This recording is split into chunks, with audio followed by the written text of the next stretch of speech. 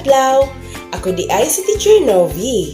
Karong adlaw, atong katunon ang mahitungod sa letter T o letrang T. Ang letter T o letrang T adunay sounds o tingog nga T. Utruhon nako. Magdungan ta sa pagsulti sa tingog sa letrang T. Utruhon nato. Kamu na usab. Maayo.